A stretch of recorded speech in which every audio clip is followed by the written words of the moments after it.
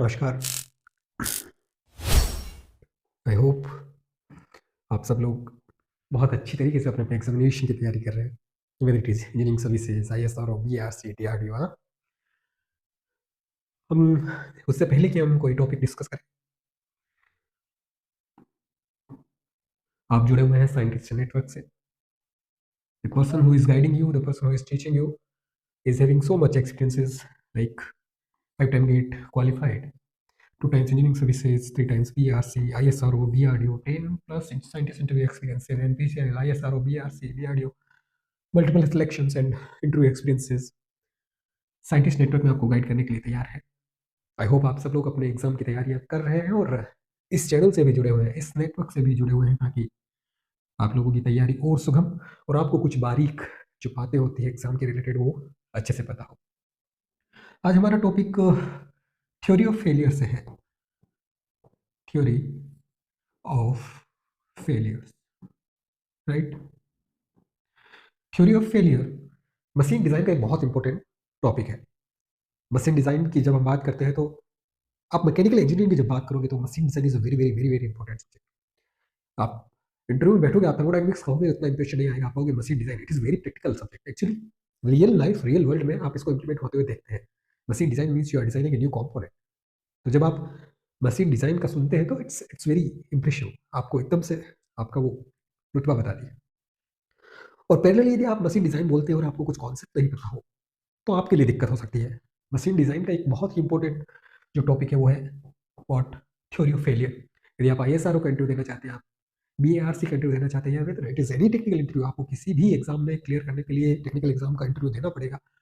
उस इंटरव्यू में यदि आप मशीन डिजाइन बोलने की इच्छुक है तो theory of failure is very important. Engineering services के बाहर के गेट के एग्जाम के लिए भी theory of failure is very important. उससे पहले कि हम थ्योरी ऑफ फेलियर पढ़ें, हम पढ़ेंगे लोडिंग। मैंने एक और अपने वीडियो में लोडिंग के बारे में बताया है। मशीन डिजाइन की बात करते ही एक कंपोनेंट लोड आएगा और उसको हम बियर करने के लिए एक कंपोनेंट को डिजाइन करेंगे, राइट। ये बात समझ में आई। लोड कितने टाइप का हो सकता है? देखिए, स्टैटिक लोड हो सकता है जो टाइम के साथ चेंज ना हो, डायनेमिक हो सकता है, और कंबाइन हो सकता है, static plus dynamic. Pure static load कितने टाइप का हो सकता है? डायरेक्ट नॉर्मल स्ट्रेस, मान लो ये एक क्यूबिकल ब्लॉक है, राइट, इसके नॉर्मल पे लग रहा है, ये इस डायरेक्शन में लग रहा है, या फिर कौन सी डायरेक्शन में लग रहा है, इस डायरेक्शन में लग रहा है, तो वो हो गया नॉर्मल स्ट्रेसेस। नॉर्मल स्ट्रेसेस कितने प्रकार के हो सकते हैं? Direct, tensile compressive, indirect, bending. Bending stresses से भी, this is beam, this is bending, तो इससे भी स्ट्रेस कौन सा आएगा? नॉर्मल। स्ट्रेस कौन सा आएगा? नॉर्मल। तो this bending also produces normal stresses, right. This is loading means what, on the basis of stress.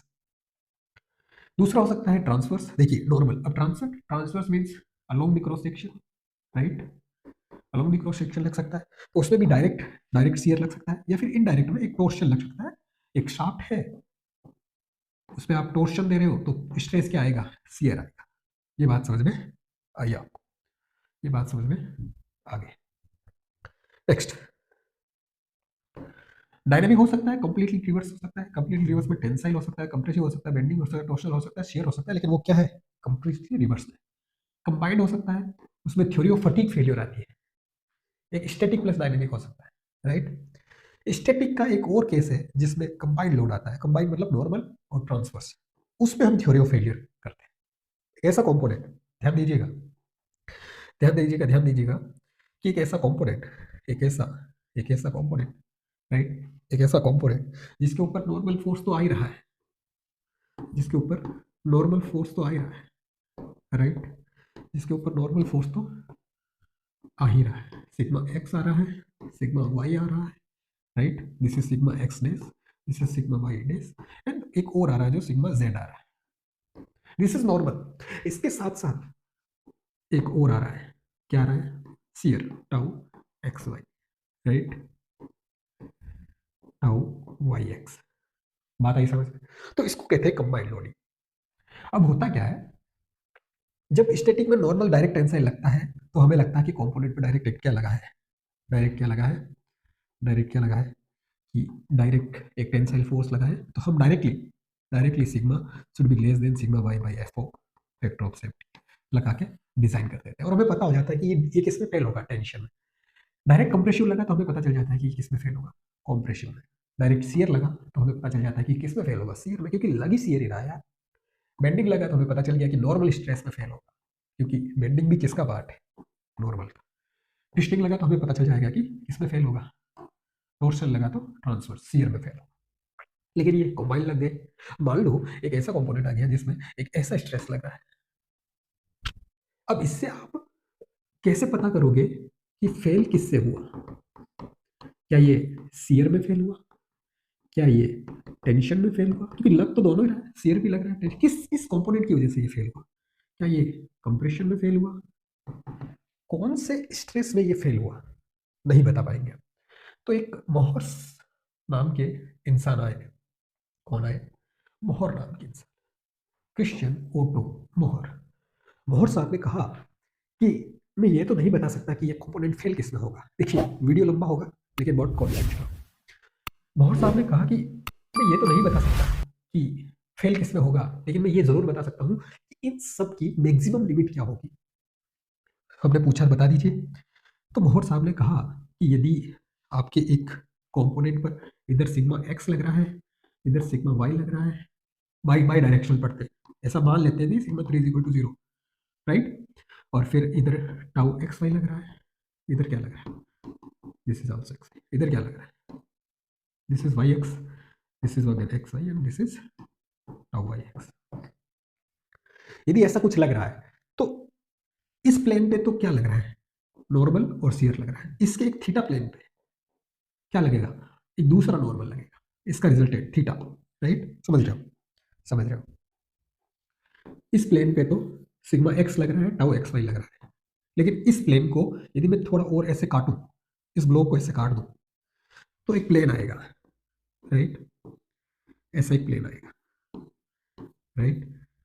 इस प्लेन पे एक और स्ट्रेस लग रहा होगा जो इसका रिजल्टेंट होगा थीटा पे, सिग्मा एक्स एट थीटा, और इसका रिजल्टेंट होगा tau X Y at theta. इसी तरह 2 थीटा पे अलग, 3 थीटा पे अलग, 4 थीटा पे अलग, अलग अलग अलग प्लेन लगेंगे। लेकिन मोहर साहब कहते हैं कि ऐसा प्लेन होगा जिस पर नॉर्मल मैक्सिमम होगा। एक ऐसा प्लेन एक और अलग होगा जिसमें tau X Y shear maximum. तो मोहर साहब ने कहा कि मैं उस नॉर्मल का मैक्सिमम वैल्यू बता सकता हूँ और उस टाउ एक्स वाई का मैक्सिमम वैल्यू बता सकता हूँ, और वो कहाँ पे होंगे ये भी मैं बता सकता हूँ। बात समझने की कोशिश कीजिएगा। मोहर सर्कल फेल किससे होगा ये नहीं बता रहे, वो ये बता रहे हैं कि आप कंफ्यूज हो रहे हो। आप यदि कंफ्यूज हो रहे हो तो मैं ये जरूर बता सकता हूँ, क्योंकि अभी जो लग रहा है इस प्लेन पे जो लग रहा है वो सिग्मा एक्स है। मान लो आप कह रहे हो मेरे 50 न्यूटन लग रहा है, आप कह रहे हो टाउ एक्स वाई, ठीक है, मेगा पास्कल के साथ। टाउ एक्स वाई आप कह रहे हो 30 मेगा पास्कल लग रहा है, राइट। आप कह रहे हो इस डायरेक्शन में 0 लग रहा है, राइट। यही तो कह रहे हो आप। ये कह रहे हैं, मोहर सर्कल कह रहे हैं कि अभी ये वैल्यू मैक्सिमम नहीं है, इन दोनों का रिजल्टेंट अलग अलग थीटा पे, अलग अलग थीटा, अलग अलग प्लेन पे अलग अलग होगा। तो वो प्लेन में अलग अलग प्लेन पे आप जिस प्लेन पे कहोगे वहां पे मैं सिग्मा एक्स और टाउ एक्स उस प्लेन पे, एक थीटा प्लेन पे मैं बता दूंगा वो कितनी होगी। और मैं ये भी बता दूंगा कि एक ऐसा प्लेन कौन सा होगा, किस थीटा पे एक ऐसा प्लेन होगा जहां पे ये मैक्सिमम होगा, और किस थीटा पे एक प्लेन होगा जहां पे ये मैक्सिमम होगा। मोहर सर्कल ने कहा मैं बता दूंगा। हमने कहा कि फेलियर की बात बाद में करेंगे, फेलियर की बात बाद में करेंगे, पहले आप ये बता दो। हम आए, मोहर सर्कल साहब ने कहा कि सिर्फ आपको 2 फॉर्मूले याद रखने हैं। मोहर साहब ने कहा कि आपको सिर्फ 2 फॉर्मूले याद रखने हैं। एक तो उसने कहा कि मेरा सेंटर जो होगा वो sigma X plus sigma Y by 2 पे होगा। हमने कहा ठीक है, हमने कहा ठीक है।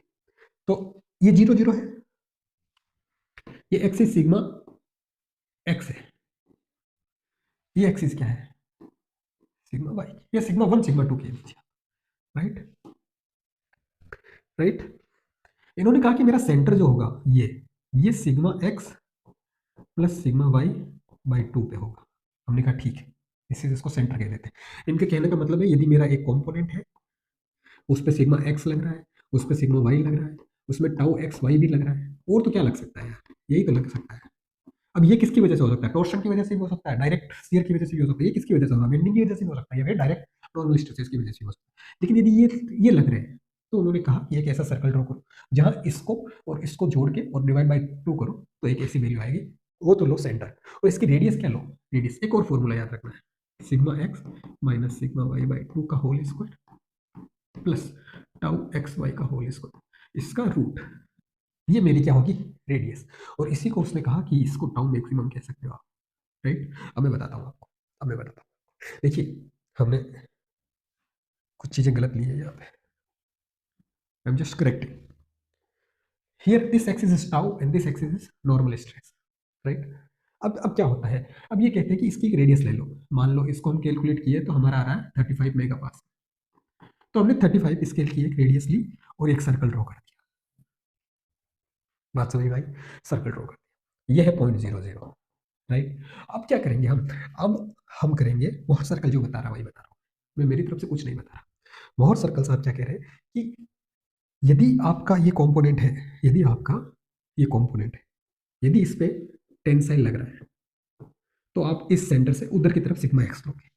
यदि इस पे कंप्रेसिव लग रहा है तो आप सेंटर से इधर की तरफ लोगे। यदि ये भी टेंसाइल लग रहा है तो आप सेंटर से उस तरफ लोगे, पहली चीज। अब मान लो मुझे इस प्लेन पे जो स्ट्रेस लग रहा है उसको ड्रॉ करना है, sigma X tau X Y, इसको मुझे इसमें ड्रॉ करना है। तो उन्होंने कहा कि पहले तो बताओ ये कितना लग रहा है, तो मैंने कहा ये पॉजिटिव लग रहा है, तो पॉजिटिव लग रहा है तो उधर जाओ, कितना लग रहा है, तो मैंने कहा सिग्मा एक्स लग रहा है। सिग्मा एक्स मान लो ये वैल्यू आई, मान लेते हैं ये वैल्यू आई 60, राइट, 60 मेगा पास, 60 मेगा पास। और मान लीजिए कि जो ये सिग्मा एक्स है उसकी वैल्यू है 70, राइट। मैं अज्यूम कर रहा हूँ, आप कैलकुलेट करोगे तो ये नहीं आएगा। तो मैंने कहा यहाँ से 70 ये रहा, दिस इज सिग्मा एक्स की वैल्यू 70, राइट, 70। अब इसने कहा कि इस पॉइंट पे, अब ये पॉइंट ऐसे आप ऐसे ऐसे ऐसे ऐसे ऐसे, ऐसे वही एक्सिस करोगे तो या तो यहाँ टच हो सकता है या यहाँ टच हो सकता है, इस सर्कल पे टच होना चाहिए, वही उसका प्लेन होगा। या तो ये इस प्लेन का स्ट्रेस इस पॉइंट से हम कर सकते हैं या इस पॉइंट से कर सकते हैं। फिर दूसरा कहा कि टाउ एक्सिस यानी वाई एक्सिस टाउ का बताओ, तो टाउ यदि इस प्लेन को क्लॉकवाइज रोटेट कर रहा है तो इसको पॉजिटिव लो, और यदि एंटी क्लॉकवाइज रोटेट कर रहा है तो उसको नेगेटिव लो। देखो फिर से लोग कंफ्यूज हो जाते हैं, this is no direction of shear stress, ये सिर्फ मोहर सर्कल के लिए है। वरना मोहर सर्कल क्या कहते हैं कि देखो नॉर्मली क्या होता है, इस डायरेक्शन को हम सेम मानते हैं, राइट, इसको हम पॉजिटिव और नेगेटिव नेगेटिव शियर स्ट्रेस मानते हैं। लेकिन मोहर सर्कल क्या कहेंगे, इस प्लेन के लिए इसको पॉजिटिव कहेंगे क्योंकि इस प्लेन को ये क्लॉकवाइज कर रहा है, और इस प्लेन के लिए इसको नेगेटिव कहेंगे क्योंकि इस प्लेन को ये एंटी क्लॉकवाइज कर रहे हैं। तो मोहर साहब शियर स्ट्रेस की डायरेक्शन नहीं बताते हैं, वो ये कहते हैं कि मैं कैसे लूंगा मेरे लिए। आप इसको शियर स्ट्रेस की डायरेक्शन मत कहिए, ये कहते हैं कि मैं मेरे लिए कैसे लूंगा शियर स्ट्रेस को। क्या कहते हैं, कहते हैं कि मैं मेरे लिए शियर स्ट्रेस कैसे लूंगा। यदि आपका प्लेन है जिसमें ये शियर स्ट्रेस लग रहा है वो क्लॉकवाइज रोटेट कर रहा है तो मैं उसको पॉजिटिव एक्सिस लूंगा, दिस इज पॉजिटिव, और ये एंटी क्लॉकवाइज कर रहा है तो नेगेटिव। अभी क्या कर रहा है, क्लॉकवाइज पॉजिटिव, तो ये पॉइंट फिक्स हो गया। ये पॉइंट किसका फिक्स हो गया, बताओ भाई, ये पॉइंट किसका फिक्स हो गया, ये एक इस सरफेस का हो गया, ठीक है, राइट। अब मान लो इस पे सिग्मा वाई लग रहा है जो है, मान लो 5 मेगा पास, राइट, और इस पे टाउ तो सेम ही रहेगा, this is tau X Y, right. तो मैंने कहा यहाँ से एक पॉइंट लेंगे क्योंकि ये पॉजिटिव है, सिग्मा एक्स वाई भी पॉजिटिव है, पॉजिटिव मीन्स टेंसाइल है, तो मैंने कहा यहाँ आ रहा है 35, और अब इसके भी मैं दो ऐसे खींचूंगा, तो एक तो पॉइंट यहाँ आ रहा है, एक पॉइंट यहाँ आ रहा है, इन दोनों में से कौन सा पॉइंट होगा। तो मैंने कहा देखो ये ऐसे है तो पक्का पक्का ये ऐसा होगा, और ये ऐसा है तो ये इस सरफेस को एंटी क्लॉकवाइज घुमा रहा है तो हम नेगेटिव लेंगे। तो ये दोनों आप लोगे और इसको ऐसे ऐसे ऐसे ऐसे जोड़ दोगे। ये बात समझ में आई, ये बात समझ में आई। देखो सीधी लाइन नहीं ड्रॉ हुई, हाँ सीधी लाइन नहीं ड्रॉ हुई तो हम क्या करेंगे, हम सीधी लाइन ड्रॉ करेंगे, इसको हम जोड़ेंगे इससे। ये बात समझ में आ गई। अब कुछ नहीं, अब सब सिंपल हो गया। अब क्या हो गया, सब सिंपल हो गया, राइट। सब सिंपल कैसे हो गया मैं बताता हूँ, देखिए, अब देखिए, अब आप देखिए, अब देखिए, अब मोहर सर्कल कह रहे हैं कि यदि आपका ये जो अभी करंट स्टेटस है तो ये यहाँ से इसको 2 थीटा एंगल कहेंगे, तो कहेंगे करंट स्टेटस से 2 थीटा एंगल पे, कौन से एंगल पे, 2 थीटा एंगल पे एक ऐसा प्लेन होगा जहां पे, ध्यान से देखिए, ध्यान से देखिए, ये 0 0 पॉइंट है, इस पॉइंट से इस पॉइंट का प्रोजेक्शन लो, ये है सिग्मा एक्स की वैल्यू, सिग्मा एक्स की वैल्यू, राइट, अभी, ठीक है, 2 थीटा पे है, ये प्रिंसिपल प्लेन से 2 थीटा पे है सिग्मा एक्स की वैल्यू। आपने एंटी क्लॉकवाइज एक थीटा लिया, लिया, तो आपने यहाँ वहाँ थीटा यहाँ टू थीटा, तो यहाँ पे ऐसे किया, यहाँ करते ही इसको प्रोजेक्ट करो तो ये सिग्मा एक्स की वैल्यू क्या हो रही है, घट रही है। ऐसे करते करते आप प्रोजेक्ट करते जाओगे तो एक्स की वैल्यू आपकी क्या होती रहेगी, घटती रहेगी, बढ़ती रहेगी। लेकिन मोहर सर्कल कहते हैं कि एक ऐसा प्लेन आएगा, वो कौन सा प्लेन होगा, वो होगा टू थीटा पे। इसी प्लेन को टू थीटा रोटेट करोगे तो आपका ऐसा प्लेन आएगा जहां एक्स की वैल्यू क्या होगी, नॉर्मल स्ट्रेस की वैल्यू मैक्सिमम होगी। उसी को हम क्या कह देंगे, प्रिंसिपल स्ट्रेस, राइट। और एक और नॉर्मल उसके 90 डिग्री पे देखो, टू थीटा 180, तो थीटा 90 डिग्री, यानी जहां पे ये मैक्सिमम आएगा उसके 90 डिग्री पे एक और आएगा जिसकी वैल्यू क्या होगी, मिनिमम, मिनिमम, ठीक है। उसको हम सिग्मा टू कह देंगे। और ये मिनिमम और ये मैक्सिमम को हम क्या कह देंगे, प्रिंसिपल स्ट्रेसेस, क्या कह देंगे, प्रिंसिपल स्ट्रेसेस। ये बात समझ में आई। और उन्होंने कहा कि इन प्रिंसिपल स्ट्रेसेस पे, क्योंकि ये पॉइंट एक्स एक्सिस पे लाई करता है, तो शियर स्ट्रेस जीरो होगा। क्योंकि आप ये देखो, ये है शियर स्ट्रेस की लाइन, इस पॉइंट के रेस्पेक्ट में जीरो है, इस पॉइंट के रेस्पेक्ट में भी क्या है, जीरो है। तो इन्होंने कह दिया, एक बात बता दी कि नॉर्मल स्ट्रेस कहाँ मैक्सिमम होंगे, टू थीटा पे होंगे। अभी है उससे टू थीटा घुमा दो, वहां पे नॉर्मल स्ट्रेस मैक्सिमम होंगे। कितनी वैल्यू होगी, नॉर्मल स्ट्रेस मैक्सिमम होंगे, कितनी वैल्यू होगी, यहाँ पे सिग्मा वन है, इसकी वैल्यू बतानी, इसकी sigma one is equal to, ये क्या था, sigma X plus sigma Y by two, sigma X plus sigma Y by two, plus ये डिस्टेंस कितनी है, हमने कहा रेडियस के बराबर, under root sigma X minus sigma Y by two का whole square plus tau X Y का whole square. बात समझ में आई। ये तो हो गया मैक्सिमम का। मिनिमम का क्या होगा, सिग्मा टू, इससे ये घटा दो तो यहाँ माइनस कर दो तो सिग्मा टू भी आ जाएगा। ये इन्होंने कहा कि मैंने मैक्सिमम नॉर्मल स्ट्रेसेस की वैल्यू बता दी। हमने कहा फिर मैक्सिमम शियर स्ट्रेस की वैल्यू बता दो। उन्होंने कहा आप खुद देख लो यार, इस पूरे सर्कल पे कौन सा पॉइंट है जो इस वाई एक्सिस, क्योंकि वाई एक्सिस हमारी टाउ एक्स वाई, इस वाई एक्सिस को मैक्सिमम टच करे। देखो यहाँ पॉइंट लूँ तो यहाँ प्रोजेक्शन यहाँ आ रहा है, यहाँ पॉइंट लूँ तो यहाँ प्रोजेक्शन यहाँ आ रहा है, यहाँ पॉइंट लूँ यहाँ प्रोजेक्शन यहाँ आ रहा है, यहाँ पॉइंट लूँ तो यहाँ का प्रोजेक्शन मैक्सिमम आ रहा है, फिर वापस नीचे जा रहा है, राइट। तो दिस वन, दिस वन, अब ये कितना है, ये इस डिस्टेंस के बराबर, ये डिस्टेंस क्या है, रेडियस, तो इसको क्या कह दिया, टाउ एक्स वाई मैक्सिमम। तो टाउ मैक्सिमम का फॉर्मूला उसने कहा कि इसकी रेडियस के बराबर ही होगा, ये वाला sigma X minus sigma Y by two का whole square plus tau X Y का होल स्क्वायर। बात समझ में आई है, ठीक है। तो मोहर सर्कल ने कहा कि मैंने दो चीज़ों की मैक्सिमम वैल्यू बता दी, ठीक है, दो चीज़ों की मैक्सिमम वैल्यू बता दी। अब कहा ये कौन से प्लेन पे होगा, कौन से प्लेन पे होगा, तो मैंने क्या कहा, ये टू थीटा है, ये हमारा करंट प्लेन है, ये हमारा क्या है, करंट प्लेन है, टू थीटा निकालना है।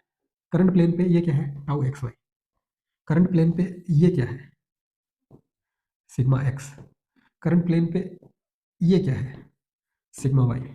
तो हमने कहा sigma X minus sigma Y by two, ये डिस्टेंस टेन थीटा इस सर्कल में, इस ट्राइंगल में tan theta is equal to tau X Y divided by sigma X minus sigma Y by two, tan two theta, ये two theta. तो इससे हम theta निकाल लेंगे। मान लो थीटा आया 35 डिग्री। इस 35 डिग्री का मतलब ये है कि यदि आपकी अभी कंडीशन ये है, राइट, तो इसके 35 डिग्री पे आपको नॉर्मल स्ट्रेसेस मिलेगा, नॉर्मल स्ट्रेसेस मिलेगा जहां पे सिग्मा वन होगा, टाउ क्या होगा, जीरो होगा, टाउ क्या होगा, जीरो होगा। और फिर उसी के टू थीटा 180, यानी कि थीटा इज इक्वल टू 90, उसी tau is equal to zero वाले प्लेन से और आप 90 डिग्री जाओगे तो एक और प्लेन मिलेगा आपको। उस प्लेन पे क्या होगा, सिग्मा टू होगा सिर्फ, और वो मिनिमम होगा, ठीक है। और इसी के किसके, सिग्मा वन वाले प्लेन के, सिग्मा वन वाले प्लेन के 90 डिग्री, टू थीटा 90, तो थीटा इज इक्वल टू 45। यदि आप 45 डिग्री पे जाओगे तो एक प्लेन मिलेगा जिसपे क्या होगा, टाउ एक्स वाई की वैल्यू क्या होगी, मैक्सिमम होगी। ये बात क्लियर हो रही है कि नहीं? मैं इंटेलेक्चुअल लोगों को पढ़ा रहा हूँ। यदि आपको मोहर सर्कल अच्छे से समझना है तो मैं एक और क्लास बना सकता हूँ। आप कमेंट बॉक्स में लिखिए कि मोहर सर्कल का एक क्लियर कट क्लास बनाइए। I can make complete video of Mohr circle. मुझे अभी ये लग रहा है कि आपको समझ में आ रहा है। अभी हम थ्योरी ऑफ फेलियर को यूज़ भी नहीं किए, अभी हम थ्योरी ऑफ फेलियर की बात भी नहीं की है, लेकिन मोहर सर्कल की हम बात कर चुके हैं। मोहर सर्कल ने ये हमें बता दिया है, राइट, ये कहाँ आएगा, ये कहाँ आएगा, ये कहाँ आएगा, मोहर सर्कल ने सब बता दिया है। हमारा सब कुछ क्लियर हो गया है। हमने क्या कहा, हमारा क्लियर क्या हुआ है, हमने कहा आपने मुझे एक केस दिया है, सिग्मा एक्स लग रहा है, आपने कहा टाउ एक्स वाई लग रहा है, आपने कहा सिग्मा वाई लग रहा है, आपने कहा, राइट। हमने कहा ठीक है, हमने कहा यदि ये लग रहा है तो हमें एक बात पता चल गई कि हमारे कंपोनेंट में एक ऐसा थीटा है जहां पे नॉर्मल स्ट्रेस मैक्सिमम है, उसको हम प्रिंसिपल थीटा कह देंगे। और वहां कितना होगा, 1 इतना होगा। हमें ये भी पता चल गया कि एक ऐसा एंगल है थीटा पी प्लस 90, जहां पे क्या होगा, मिनिमम क्या होगा 2, वो कितना होगा, वो फॉर्मूला में पता चल गया। हमें ये भी पता है कि एक ऐसा थीटा है जो है थीटा पी प्लस 45 डिग्री पे, जहाँ क्या होगा, टाउ क्या होगा, मैक्सिमम होगा, और कितना होगा, उस रेडियस के बराबर होगा। तो ये चीजें हमें बता दी है मोर्स ने। अब हमें क्या करना है, हमें ये पता करना है क्या हमारा फेलियर इस सिग्मा 1 के कारण हुआ है, क्या हमारा फेलियर इस सिग्मा 2 के कारण हुआ है, या फिर हमारा फेलियर टाउ मैक्सिमम के कारण। यहाँ पे एक बहुत ज्यादा असमंजस आ गया है, वी आर इन ट्रबल कि हाउ विल डिसाइड, यदि ऐसा कुछ कंपोनेंट में लगे, मान लो ये माइल्ड स्टील का बना है और ये सब स्ट्रेस लग रहा है, मैं समझ ही नहीं पा रहा हूँ कि मेरा कंपोनेंट इस कंपोनेंट की वजह से फेल हुआ है, इसकी वजह से फेल हुआ है, या इसकी वजह से फेल हुआ है। यहाँ आती है थ्योरी ऑफ फेलियर। और देखिए, क्योंकि वीडियो लंबा बन रहा है, थ्योरी ऑफ फेलियर का मैं एक इंट्रोडक्शन दे देता हूँ, और एक और वीडियो में हम थ्योरी ऑफ फेलियर के बारे में पढ़ेंगे। तो यहाँ आता है थ्योरी ऑफ फेलियर। कुछ लोग थे, कौन कौन थे, रैंकाइन अंकल थे, राइट, वॉन माइसेस और हैंकी थे, ये दो लोग, राइट, ये टेरेस्का और गेस्ट, ये दो लोग थे, राइट, हैंक था, राइट, एक सेंट वेनेट था, राइट, ये गुलाम था इनके साथ ही। ये लोग मिलकर इन्होंने क्या किया है, इन्होंने मिलकर अलग अलग मटेरियल टेस्ट किए, राइट, राइट, इन्होंने मिलकर क्या किया, एक अलग अलग मटेरियल टेस्ट किए हैं, मैं बताता हूँ। जैसे मान लो मान लो दिस वन, टेरेस्का, गेस्ट और गुलाम, इन तीनों ने मिलकर क्या किया, एक माइल्ड स्टील लिया जो क्या है, डक्टाइल, माइल्ड स्टील लिया, उसके ऊपर उन्होंने क्या किया, ये वाला स्ट्रेस लगाया, सिग्मा एक्स सिग्मा वाई, अलग अलग वैल्यू लगाई, बहुत सारे एक्सपेरिमेंट किए, right, sigma X sigma Y, ये वाला स्ट्रेस लगाया, ये वाला स्ट्रेस लगाया, और फेलियर चेक किया। जैसे स्ट्रेस लगाते गए सबकी मेजर करते गए, मान लो ये 50 मेगा पास्कल पे फेल हो गया। अब इनको ये नहीं पता कि ये 50 मेगा पास्कल ये है, मैक्सिमम वैल्यू इसकी है, या फिर maximum value tau X Y की है, इनको अभी तक नहीं पता। फिर इन्होंने क्या किया, पैरेलल में एक इसी कंपोनेंट का एक टेंसाइल टेस्ट किया, सिर्फ सिग्मा एक्स लगाकर, राइट, सिग्मा एक्स लगाकर, और फिर इसको भी टेंसाइल टेस्ट करते गए, और पता चला उनको कि ये किसी एक्स स्ट्रेस पे फेल हो गई, राइट। इसको और इसको, इस फेलियर को इन्होंने रिलेट किया सबने अलग अलग तरीके से। जैसे इन्होंने डक्टाइल के लिए किया, इन्होंने ब्रिटल के लिए किया, रैंकाइन साहब ने ब्रिटल के लिए किया, वॉन माइसेस डक्टाइल के लिए किया, सेंट वेनेट साहब ने ब्रिटल के लिए किया। तो इस तरीके से अलग अलग मटेरियल लिए और दोनों पे दो टेस्ट किए, ध्यान रखना, अलग अलग मटेरियल लिए और दोनों पे क्या, कितने टेस्ट किए, दो टेस्ट किए, एक तो कंबाइंड स्ट्रेस में, और दूसरा टेस्ट किसमें किया, सिंपल टेंसाइल टेस्ट यूटीएम में। और इन दोनों के रिजल्ट को उन्होंने क्या किया है, कंपेयर किया, और कंपेयर करके उनको पता चलना था कि देखते हैं कि इन दोनों में रिलेशन क्या है, इसका रीजन क्या है। इन्होंने कंपेयर किया, is okay, question is compare क्यों किया, कंपेयर इसलिए किया क्योंकि हमारे पास जितने भी मटेरियल है उनका सिर्फ हमारे पास डेटा ये अवेलेबल है, मार्केट में जितने भी मटेरियल मिलते हैं उनका यूटीएम पे टेंसाइल टेस्ट किया हुआ होता है, बस। आपको कोटेशन देंगे तो यही देंगे कि हमारे यूटीएम में सिग्मा वाई ये आ रहा है, सिग्मा यू ये आ रहा है, और पॉइजन रेशियो ये आ रहा है, बस बस, इसके अलावा कुछ नहीं। हमारे पास ये टेस्ट, ये एक्चुअल में हमारा यही लग रहा है, तो हमें है ना इसको इससे कंपेयर करके इसकी ये प्रॉपर्टीज जो आ रही है, सिग्मा अल्टीमेट, सिग्मा यील्ड, इनको इससे रिलेट करके हमें पता करना है कि हमारा ये लोड लगेगा, तो इन सब प्रॉपर्टीज से हम कैसे डिसाइड कर सकते हैं कि कहाँ फेल होगा। इसलिए हम इसको एक स्टैंडर्ड से कंपेयर कर रहे हैं, और इसी चीज को हमने थ्योरी ऑफ फेलियर्स कहा। थ्योरी ऑफ फेलियर्स, जैसे रैंकाइन साहब ने कहा, एक थ्योरी ऑफ फेलियर गुलाम टेरेस्का गेस्ट साहब ने मिलकर दी, एक theory of failure Saint Venant साहब ने दी, एक थ्योरी ऑफ फेलियर किसने की, हैंग और बेटलार्ड ने की, और एक थ्योरी ऑफ फेलियर किसने की, वॉन मैसेस और हैंकी ने की। इस तरीके से 5 थ्योरी ऑफ फेलियर्स आपने अपनी दी, अलग अलग मटेरियल लिए इन्होंने, और अलग अलग तरीके से लोड सेल टेस्ट लगाई अपनी लेबोरेटरी में, और कुछ कुछ रिजल्ट्स दिए इन्होंने। फिर लास्ट में हम एक कंक्लूजन करेंगे कि कौन से हैं बंदे जिनका रिजल्ट सबसे परफेक्ट है, कौन से मटेरियल के लिए परफेक्ट है, वो हम कंक्लूड करेंगे लास्ट। तो इस तरीके से हम थ्योरी ऑफ फेलियर पढ़ेंगे, और हम जानेंगे कि कितना, कैसे और किस तरीके से फेल हो सकता है in case of combined loading. अब आपको इंटरव्यू में क्वेश्चन पूछ ले, what is theory of failure? Sir, theory of failure is a criteria to determine the mode of failure in the case of combined loading, in the case of combined loading। ठीक है, हम theory of failure को detail में पढ़ेंगे। अब तक के लिए नमस्कार, आई होप आपको पसंद आया, आपको समझ में आया, पसंद से ज़्यादा समझ में आया, और आप इसी तरीके से पढ़ते रहेंगे। Thank you very much.